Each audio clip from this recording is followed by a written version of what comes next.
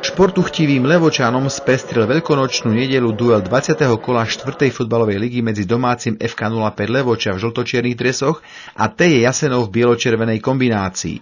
Hostia, aj keď len 11, prišli v pozícii favorita, keďže priebežne im patrí 4. priečka o 23 bodov pred 14. Levočou. Tej stále chýbajú viacerí zranení hráči a hrať nemohol ani vykartovaný Babej. Od začiatku stretnutia však tento handicap viditeľný nebol. Levoča sa zahrízla do svojho súpera ako sa patrí a po niekoľkých zastreľovacích pokusoch sa už v 10. minúte ujala vedenia zásluhou Michala Kašpera. Prvú štvrťhodinu mali jasne navrch domáci, hostia prakticky len odkopávali lopty.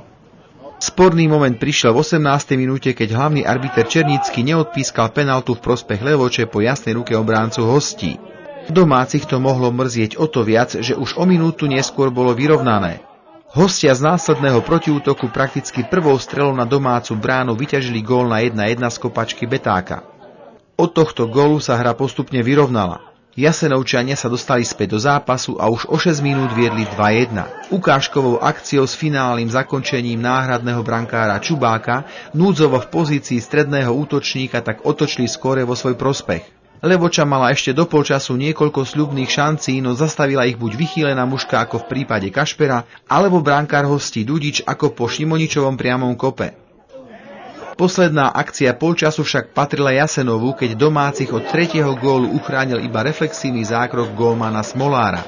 Do šatní sa tak odchádzalo za stavu 1:2 pre Jasenov. Po prestávke sa obraz hry príliš nezmenil, čo sa ale zmenilo bolo počasie. Okrem studeného vetra pribudlo aj intenzívne sneženie. Hrala sa však obojstranne otvorená partia a súperi si vytvárali nádejné šance najmä po štandardkách. V 50. minúte po priamom kope Šima pred odkrytou bránou netrafil loptu Šimonič. O 5 minút neskôr mali podobnú šancu aj hostia, no lopta len tesne minula domácu bránu. V 66. minúte to opäť z diaľky skúšali hostia, no Smolár aj keď na dvakrát predsa len loptu skrotil. Ďalšiu tutovku spálili Jasenovčania o 3 minúty neskôr, keď išli na domácu bránu v prečíslení 2:1. Trest za nepremenené šance prišiel v 72. minúte v podobe penalty za faul na prenikajúceho Kašpera. Tu bezpečne premenil na vyrovnávajúci gól kapitán domácich Lešňovský. Hostia sa však s dielbou bodov neuspokojili a neustále dobíjali domácu bránu, tak ako v 81. minúte, keď priamy kop Melníka Smolár vytlačil nad brvno. Ani nie o minútu neskôr sa však už len bezmocne prizeral, ako lopta z kopačky Vožného mieri do jeho brány. Víťazný tretí gól znamenal aj 3 body pre Jasenov a domácim ostali len oči pre plač.